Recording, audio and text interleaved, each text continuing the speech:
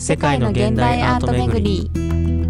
私たちは世界の現代アートを巡る旅をしています。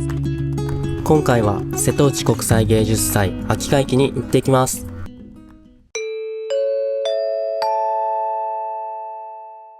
おはようございます。瀬戸芸秋会期3日目です。今日は最後のエリア高見島に行ってきます。高見島行きのフェリーは多度津港から出港しています。高松市内から約1時間で到着しました。今日の天候は雨予報。現在の気温も14度と10月にしてはとても肌寒いです。なので今日はパーカーと極暖を着込んできました。ちなみにこの刺繍は瀬戸芸公式グッズでアイロンでつけてきました。高見島行きのチケット売り場は瀬戸芸期間限定っぽいコンテナで販売していました。今回は11時の臨時便で向かいます。高見島行きのチケットを購入。往復で950円でした。出港時間までまだ少し時間があったので、多度津港にあった瀬戸芸案内所に向かいます。こちらの案内所は朝の8時から2時までオープンしています。ここに来れば高見島の情報を事前に予習できそうです。瀬戸芸案内所で高見島のガイドマップをいただきました。船の中でじっくり読み込もうと思います。高見島行きのフェリーが到着したので早速乗り込みます。この天候のせいか少し空いてる気がします。雨の中でのアート巡りは春会期の小豆島以来です。今回の船は新渚2です。車を乗せることができる定員95名の割と大きな船です。多度津港から約35分、高見島に到着です。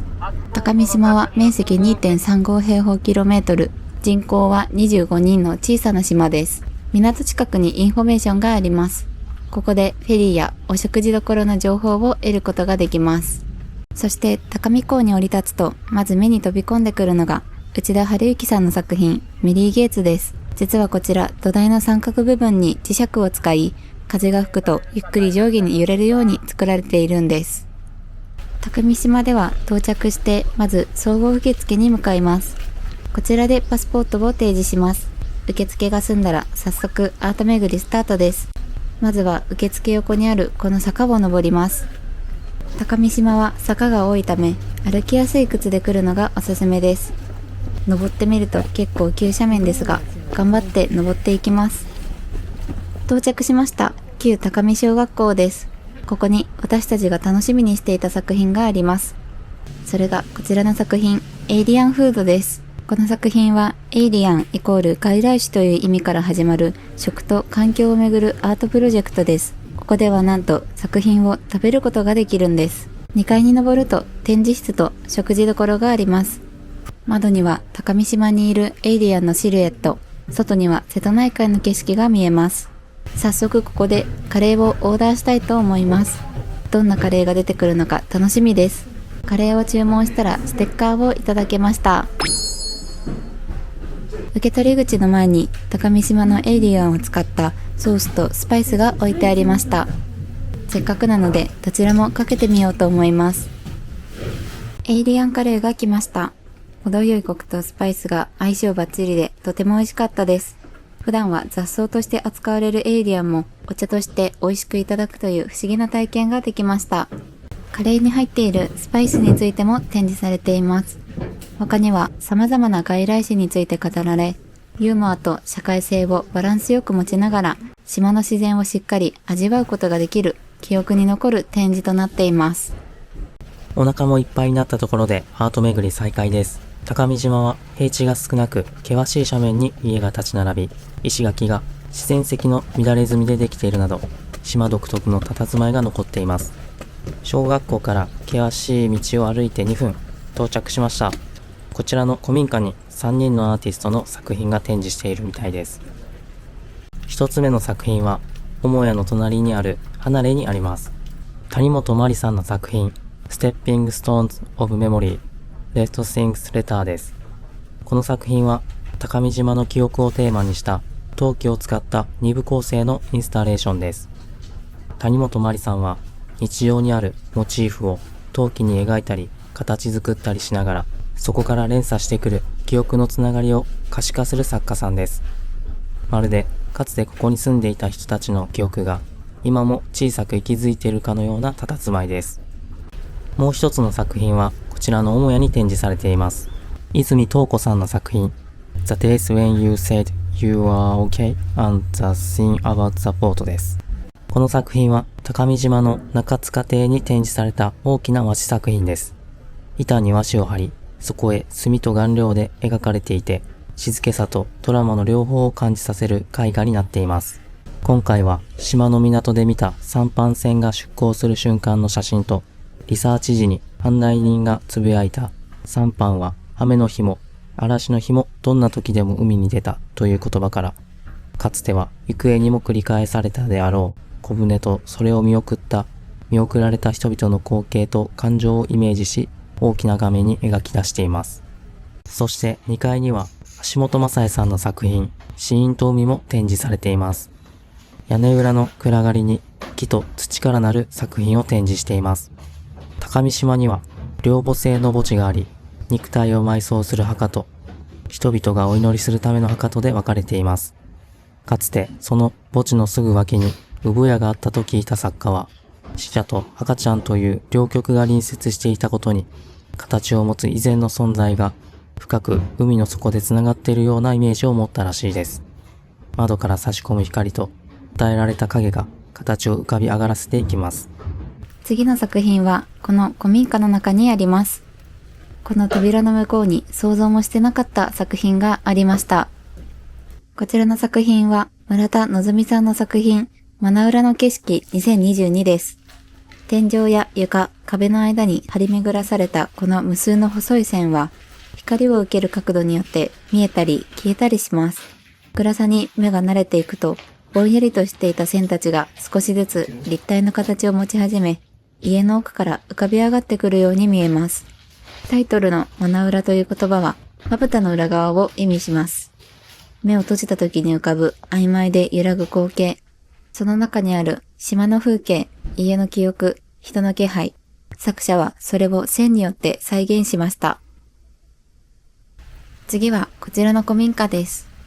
浅井祐介さんの作品、土を汲むです。私たちの動画に何度か登場している浅井さんの作品。浅井さんはその土地の土を使って作品を作ります。今回は高見島の土を使い、獣のような立体作品を展示しています。実は高見島アートトレイルにも浅井さんの星屑の子供たちという作品があり、小さな陶芸作品が島のあちこちに展示されています。宝探しのようでとても楽しい作品でした。次の作品は高見島のアート作品の中では一番山の方にあります。細い階段と山道を進んでいきます。高見島アートトレイルは瀬戸内国際芸術祭実行委員会が主催の現代アートプロジェクトです。高見島の集落には急な坂道や細い階段、道が多く、トレッキングのように歩きながら作品を鑑賞するスタイルで、山側には石垣、海側には屋根や木々があり、自然と集落の風景を感じながらアートを楽しむ設計になっています。到着しました。こちらの大きな古民家に2人のアーティストさんの作品があります。小枝茂明さんの作品、花の声、心の家です。展示場所はかつて女中菊の栽培で栄えた時代の名残をとどめる古い民家、女中菊の家。ここに入った瞬間から花の色、匂い、昔の暮らしの痕跡が重なって、まるで島の記憶の中を歩いているような感覚になります。大きな襖いっぱいに花が広がり、花の色彩は大胆で力強く、同時に少し懐かしい気配をまとっていて、高見島を歩いていてふと見つけた野花のようにどこか生活に寄り添う美しさがあります。そして2階へ上がると作品は時間というテーマへ移っていきます。西山美奈子さんの作品、メルティングドリーム、高見島パフェ、名もなき女性たちに捧ぐです。この作品は高見島の静かな古民家を舞台に見えない存在だった女性たちに光を当てるインスタレーションです。西山さんは高見島の歴史の中で語られることなく消えていった無数の夢を甘いパフェと溶けていく形で表現しています。この作品は華やかというより美しさの中に強い悲しみとリスペクトがあるアートです。鑑賞者は見えているものだけが物語じゃない、名もなき人たちの人生の層を想像してみてという優しくも鋭い問いを受け取ることになります。少し雨が強くなってきました。高見島は坂や階段が多い分、上から眺めることができるので、晴れた日はもっと絶景が見られそうです。次の作品に着きました。先ほどの作品から歩いて1分のこの古民家の中に作品があります。こちらの作品は藤野由美子さんの作品、果実の同居です。床の間、屋根裏、そして梁といった家の骨格そのものを活かしながら、そこへ日本画が差し込まれるように展示されています。描かれているのは島に残されていた急須や茶碗、手紙の断片、庭に咲いていた草花など、絵の中では時代も場所も異なるものたちが同じ画面の中でそっと寄り添うように並んでいます。2階に上がると屋根の形に沿って配置された絵が梁と交差しながら広がっています。まるで家そのものが昔の記憶を絵として吐き出しているような、そんな没入感を感じることができます。次の作品に向かっています。歩いて約5分、作品に到着です。たくさんのポストカードが並ぶこちらの作品は、バンカート9029プラス PH スタジオの作品です。作者は島の家を訪ね歩き、窓越しの海を写真に撮影し、ポストカードにして展示しました。一つ一つ見ていくと、同じ高見島でも時間や季節、場所によって変わる瀬戸内海の景色を見ることができます。なんとこのポストカード1枚持ち帰ることができるみたいです。たくさんある中でお気に入りの1枚を探します。私たちはこの1枚にしました。そしてなんとメッセージを書いて高見島郵便局へ行くと、高見島のスタンプ付きの記念のポストカードを送れるそうです。せっかくなので瀬戸芸全エリア制覇を記念して、それぞれ両親に送ることにしました。高見島の険しい坂道、細い道の難関にある作品を見終えて、海岸線まで降りてきました。今日は雨だったので、滑りやすくめちゃくちゃ大変でした。奥に作品が見えてきました。あの白い灯台のようなものが作品みたいです。大室祐介さん設計、中谷美智子さんの鳥のための塔です。この塔の内部には羽ばたく青い鳥が漆喰の壁に埋め込まれています。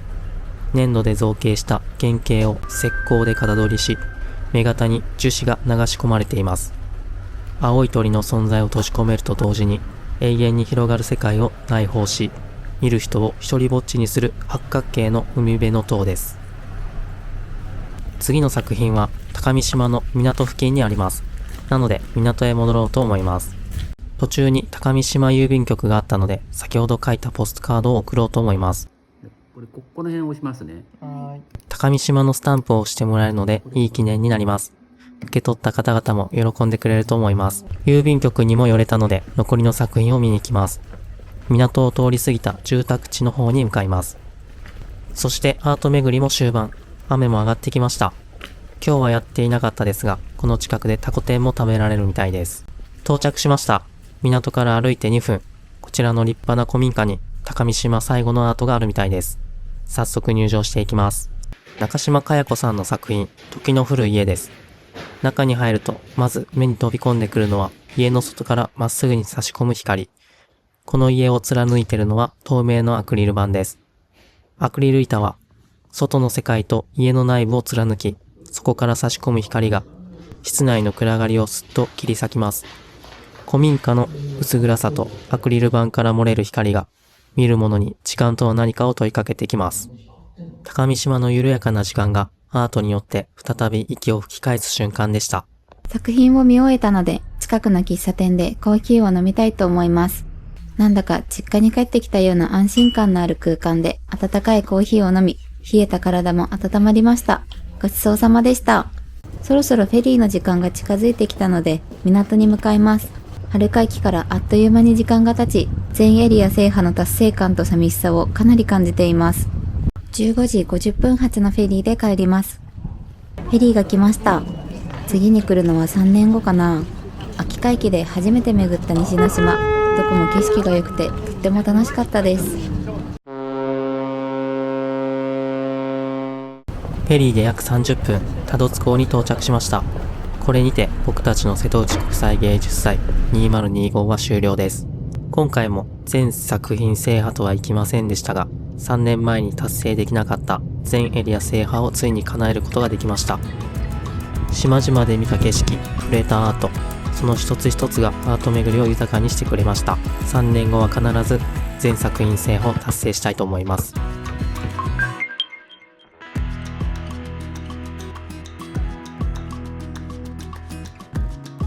ご視聴ありがとうございます。次回の瀬戸内国際芸術祭は、閉幕にふさわしいアーティスト、切腹ピストルズに会いに四国村に行ってきます。このチャンネルは世界の現代美術館の情報を配信しています。この動画がいいなと思った方はチャンネル登録とグッドボタンをよろしくお願いします。